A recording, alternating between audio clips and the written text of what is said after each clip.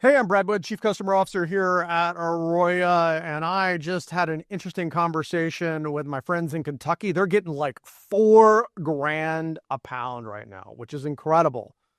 But it also is pretty scary and a little nerve-wracking because it tells you where the market exactly is and where it's going.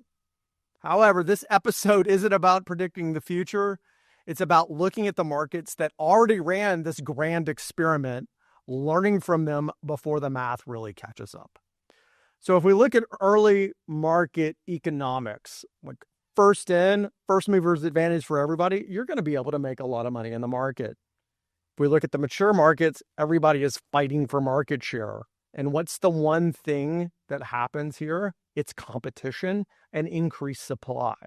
The early high prices don't necessarily mean that the market is healthy. They mean that the supply is constrained and demand is still ramping. People in the market are new. It's interesting.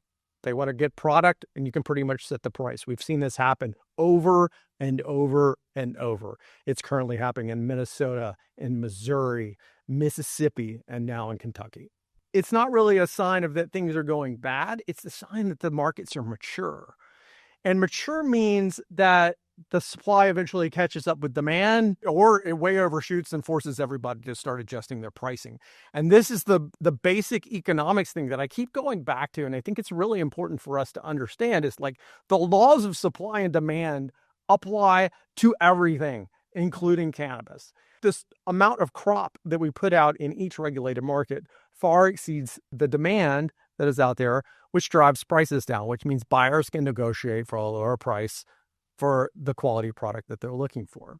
The most uncomfortable truth about all of this is that when baseline quality rises across the market, the middle collapses towards the cost of producing the middle, right? So when I say that, that's commodity behavior. And we see this again, like we went back to like in mature markets. In a commodity market, if you want to get commodity pricing, you grow the commodity, right? If you are in selling apples, the price of apples is $1,000 a ton, and that's the general price, then you're going to sell apples into the generic market for $1,000 a ton. But if you're selling Cosmic Crisps or Red Delicious or some other specific cultivar that's in demand, you can get a premium for that product because it's got a perceived higher quality. And what are the quality metrics in apples? It's taste, it's smell, it's how it looks, it's flavor.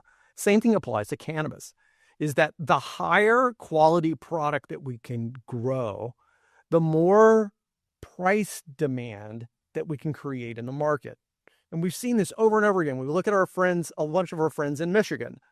Those guys, the Michigan market, average price of flower, according to cannabis benchmarks right now, is $7.35 a pound, blended together, wholesale price of flower. And so what does quality mean inside of the cannabis market? Well, we're looking at terp profile. We're looking into potency. We're looking at what the consumers are demanding, and the consumers demand what the quality is. And so we look at some of the other places in the market that focus on quality. We really look at what the primary quality metric in wholesale flower is. Is it smokable?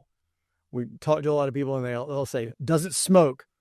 Absolutely. And that's the other thing we look about it. Like, does it have the flavor metrics that we're looking for? Is it smooth? Does it have white ash? Does it have a good burn? Is it a pleasant experience that people want to repeat and are willing to pay a premium for? So the premium really isn't, in our view, like the magical batch. Everybody gets lucky, right? I often will say jokingly, better lucky than good, except in business. And I want to be good every time. And how do we build good every time into these systems? We build good by building consistency.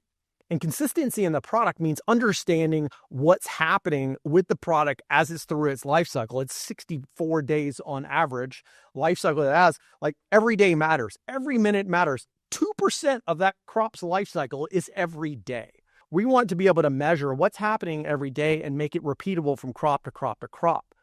Because when we're building a quality product, if you do it one time, people will go like, oh, what about the next batch? If it doesn't live up to expectation, they're going to go to the next producer, right? The dream scenario is to be able to take a room and set it. And from the time that those plants are set and you turn the lights on and you're running them for the like on the first day, that room is sold. And how do you create that? You create that by building consistent quality in your brand and in your products that wholesale customers and retail customers can count on.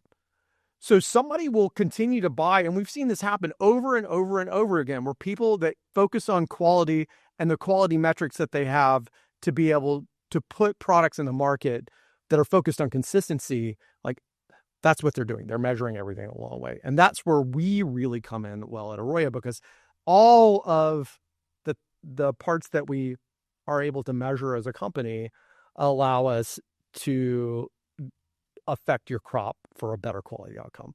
Because you know that, hey, the following irrigation protocol and the following nutrient protocol and the following synganic protocol and the following light protocol drive to the quality that I want, coupled with great genetics that you've either developed or acquired as part of your market.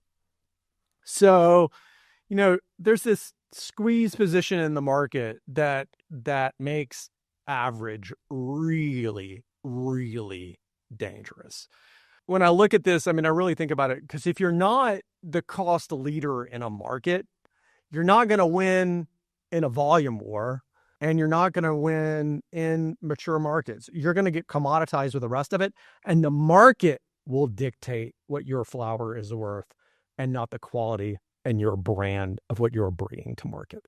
Who would have entered this market 10 years ago to say that, hey, I'm doing all this work to clear $100 a pound? Like, we did all this and put all the money in the market because the returns were really good. I could have something that cost me $600 or $700 a pound to grow, and I could put it in the market for $3,000 or $4,000. It was a good swing, great profitable move. But because of compression, and we've not really been able to change the interior ecosystem of how we grow, prices contract, and we've not been able to control costs. So it's a really dangerous place to be, and being average means that you're not the cheapest and you're not clearly differentiated in your quality, right? So you get pressed from both sides. And, the blunt truth is you're not going to win on price. You're not going to make it on price alone. And why is that? Well, it's because you don't have the pull on pricing to be able to affect it. You are just like everybody else. Your LCG is no different than anybody else is going into the market.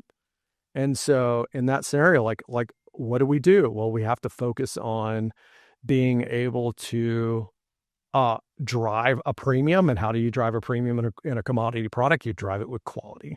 Higher quality product will drive premiums in the market. I've seen the best products in the world that spent 64 days of love and care get blown up because of problems in the dry cure process. It's amazing. We put all this technology into being able to grow these incredible plants. They're perfect. They're frosty. The macro photos on them just show these incredibly healthy plants. And when we get them out of the dry, they're mids again. And so the whole process of grow to post cultivation to ends up in the final packaging to the consumer has to be given the same amount of care as that we gave the plants during the production phase, during the grow phase, right? As a consumer, we look at it like you only have to pull one mid out one time to never select that bag again. Right? Consumers are extremely fickle. When they find something they like and it's consistent every time that they go get it off the shelf, they're going to demand that, and they're going to continue to build demand on that as long as those genetics are popular and that flavor profile is what they're looking for. Why are dispensaries picking up your product and putting them on the shelves on their valuable shelf space? You got to have a reason. What is your competitive differentiation to end up on a shelf and that you're going to move profit for the dispensaries so everybody in the whole ecosystem can get paid, right? If the person selling your product to the end consumer can't explain why yours is better, then it's not going to sell. So your competitive differentiation not only has to be that, hey man, this flower is fire, right? But you got to be able to get that same level of energy and passion into the bud tenders and clearly explain to them so they can explain to the consumer of why that they want to pay $70 for your bag versus $40 for someone else's, and why that's a better experience, and why the premium on the market, and that people will come back and spend their hard-earned dollars on that. To close this out one more time, price compression isn't just a phase that you wait out. Let me say that one more time. Price compression is not a phase that you just wait out. It's the destination. And operators that survive aren't the ones that deny it. They're the ones who designed it into their build early. All right. Thanks for Brad's rants today. I appreciate everybody taking the time to listen to me. You can follow me along on my blog at AROYA.io, LinkedIn, Instagram. We're out there. We will see you out in the field soon.